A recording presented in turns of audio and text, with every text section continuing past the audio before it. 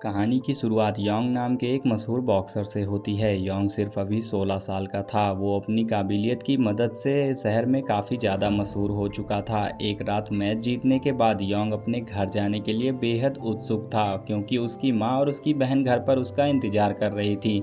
पर जैसे ही वो घर पहुंचता है तो वो देखता है कि वहां दोनों की लाश पड़ी हुई थी। और तभी अचानक एक आदमी पीछे से उसके ऊपर हमला कर देता है। पर क्योंकि योंग एक ट्रेंड बॉक्सर था, इसीलिए उसने खुद को बड़ी आसानी से बचाकर कातिल को जान से मार दिया। 2 साल बाद कुछ लड़के योंग की खबर सुन रहे थे कि असल में जिन लोगों ने उसके परिवार पर हमला किया था वो सभी चोर थे। पर फिर भी योंग ने अपनी बॉक्सिंग स्किल से उन सभी को खत्म कर दिया था और इसी वजह से उस पर खून का इल्जाम लगाकर उसे जेल भेज दिया गया था। उसी क्लास में सोबिन नाम का एक लड़का था जो नया नया इस स्कूल में आया था। असल में सोबिन के पिछले स्कूल में उसे कुछ लोग बहुत परेशान किया करते थे, जिससे बचने के लिए उसने अपना स्कूल बदला था और धीरे धीरे उसे ये स्कूल भी अच्छा लगने लगा था। पर तभी क्लास में टीचर टोनी नाम के एक नए लड़के को लेके आई। टोनी भी एक बॉक्सर था। वो सोबिन के पिछले स्कूल में उसे काफ़ी बुली किया करता था, इसीलिए उसे अपने सामने देखते ही सोबिन बहुत ज़्यादा डर जाता है। टीचर के क्लास से जाते ही टोनी ने अपना दबदबा बनाने के लिए कुछ बच्चों को बिना वजह ही मारना शुरू कर दिया, जिसके बाद वो सोबिन को पीटने के लिए उसके पास आया। सोबिन टोनी के सामने कुछ भी नहीं बोल पाया, इसीलिए उसकी एक दोस्त बीच में आकर उसे बचाने की कोशिश की। पर यहाँ पर टोनी ने उसे भी धक्का देकर थप्पड़ मारने के लिए अपना हाथ उठाया। पर तभी सोबिन जिंदगी में पहली बार यहाँ पर टोनी से लड़ने के लिए कोशिश करता है। उसकी हिम्मत को देखकर टोनी को और गुस्सा आ गया। इसने सोच लिया कि इसे तो अच्छे से पीटूंगा। इधर अपने बचाव के लिए सोबिन ने एक पेन उठा लिया, पर पेन को देखते ही टोनी रुकने वाला नहीं था। उसने बार बार सोबिन को पेन इस्तेमाल करने के लिए बोलना शुरू कर दिया। वो सोबिन को जकड़ लेता है अपने आप को छुड़ाने के लिए। यहाँ पर सोबिन बिना कुछ सोचे समझे पेन को उसकी आंख में घुसा देता है। इसके बाद हम देखते हैं कि उस पर अटेम्प्ट टू मर्डर का केस लगाया गया। पर सोबिन यहाँ पर टोनी के खिलाफ कोर्ट में कुछ भी नहीं बोल पाया, जिसके चलते उसे यहाँ पर 2 साल की सजा सुना दी गई।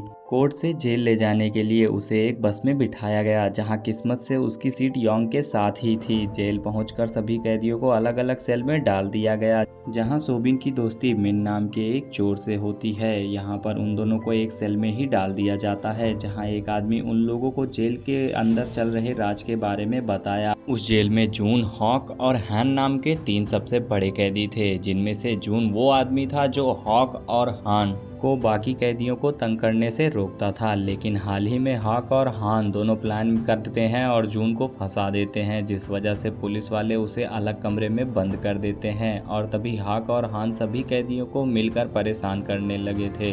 लेकिन वहाँ का सबसे ताकतवर कैदी योंग ही था, जिससे सब लोग डरते थे। लेकिन वो बिना किसी बात के किसी से लड़ता नहीं था। अगले दिन सोबिन और मिन दोनों चुपचाप खड़े होकर हॉक और हान के बीच चल रहे फुटबॉल मैच को देख रहे थे। पर तभी यहाँ पर 2 खिलाड़ी को चोट लग गई, जिसके बाद यहाँ पर हान ने सोबिन और मिन को अपने साथ खेलने के लिए बुलाया, जिसके लिए वो दोनों चुपचाप मान गए। और पर यहाँ पर हम देखते हैं कि सोबिन फुटबॉल ज़्यादा अच्छे से नहीं खेल पाता था, जिस वजह से हान की टीम हार रही थी और वो इसका जिम्मेदार खुद को नहीं बनने देना चाहता था। इसीलिए वो आगे बढ़कर बॉल को लात मारता है, पर गलती से उसकी लात जाके हॉक के टांगों के बीच में लग जाती है, जिसके बाद गहने फूटने की वजह से दर्द के मारे हॉक जमीन पर गिर गया। वो बहुत ही ज़्यादा गुस्से में था, इसीलिए उसके लोगों ने सोबिन को खींचकर सेल में ले जाना शुरू कर दिया। उसी ओर सोबिन बहुत ज़्यादा डरा हुआ था। जैसे ही पास से यहाँ पर योंग गुजरता है, सब लोग शांत हो जाते हैं। इसके बाद यहाँ पर उसे देखते ही सोबिन समझ गया कि ये लोग योंग से डरते हैं और वो अपने आप को उनसे बचाने के लिए तुरंत ही योंग की तरफ भागा। वैसे तो योंग फालतू के चक्करों में नहीं पड़ता था, लेकिन अपने सामने सोबिन को यूं गिड़गिड़ाते देखकर उसने उसकी मदद करने का फैसला किया। और जब हान ने उसे रोकने की कोशिश की तो योंग ने एक ही मुक्के में उसे नीचे गिरा दिया।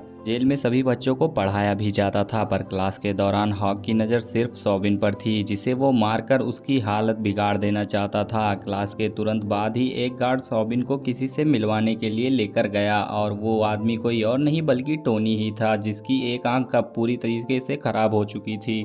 साथ ही उसे स्कूल से भी निकाल दिया गया था, जिस वजह से उसे अपनी ज़िंदगी सड़कों पर बितानी पड़ रही थी और उसका मानना था कि उसके साथ ये सब सिर्फ सौबिन की वजह से हुआ था और अब वो किसी भी हाल में उसे जान से मारना चाहता था। ये बात सुनते ही सौबिन हमेशा की तरह उससे भीख मांगने लगता है अपने जान की। टोनी को इस बात से कोई भी फर्क नहीं पड़ता। क्लास के दौरान सौबिन की नज़र फिर से योंग पर पड़ी, जो उस वक्त अपनी ट्रेनिंग पूरी कर रहा था। उसे देखते ही सौबिन को एहसास हुआ कि उसके पास अभी 2 साल पड़े हैं बाहर जाने के लिए और वो अच्छे से बॉक्सिंग सीख जाए तो अपनी जान बचा सकता है। वो तुरंत ही योंग को अपना ट्रेनर बनाने चला गया, पर पहले तो योंग ने साफ इनकार कर दिया क्योंकि उसे लगता था कि शायद सौबिन अपनी काबिलियत का गलत फ़ायदा उठाएगा। पर जब सौबिन ने अपने साथ हुए बर्ताव के बारे में उसे बताया तो उसे एहसास हुआ कि ये कभी गलत बर्ताव किसी के साथ नहीं करेगा और इसीलिए योंग सौबिन की मदद करने के बारे में सोचता है। पर इसके लिए उसे एक टेस्ट पास करना होगा जिसमें उसे 40 मिनट के अंदर ग्राउंड के 100 चक्कर लगाने होंगे और ये टेस्ट पास करने के बाद ही योंग अब उसका ट्रेनर बन पाएगा।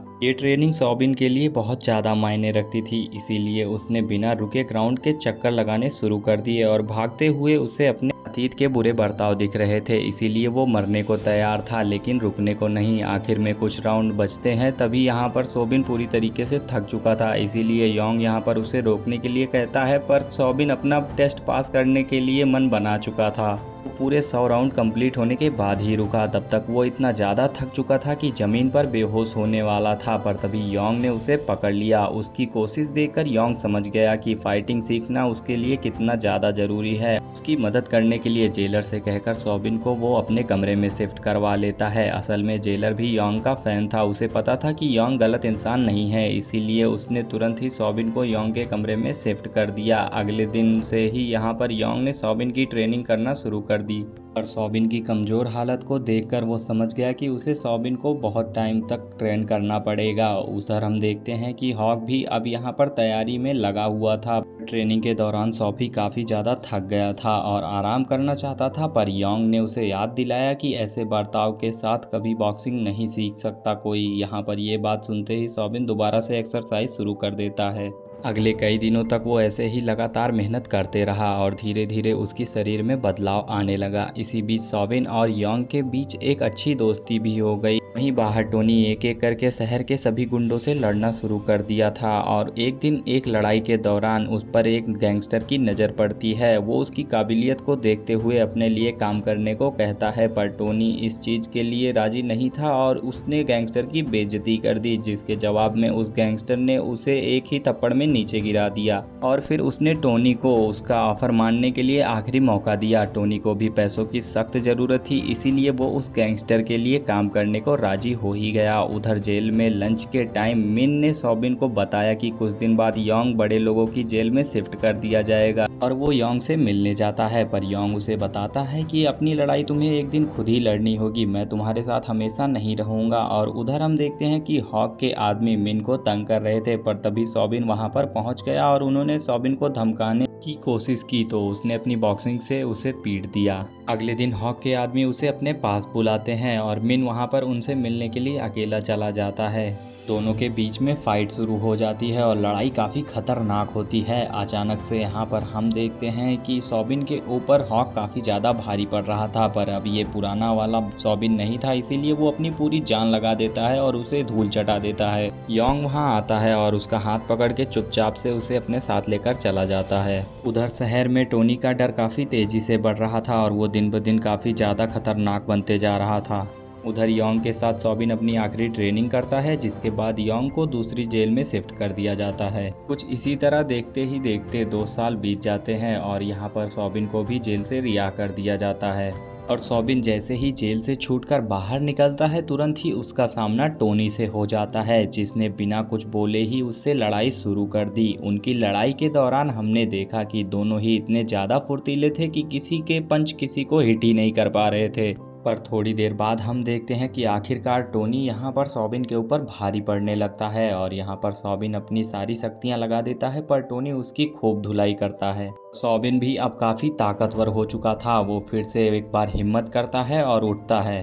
वो योंग का बताया हुआ सबसे स्ट्रांग मूव यूज़ करता है और वो अपनी पूरी जान लगा देता है और यहाँ पर टोनी के ऊपर धीरे धीरे भारी पड़ने लगता है। वो टोनी को हराकर वहाँ से चला जाता है। वो योंग से भले ही दूर हो गया था, पर दोनों में दोस्ती आज भी बरकरार थी। ऐसी ही रोमांचक कहानियों के लिए सब्सक्राइब करें हमारे चैनल को।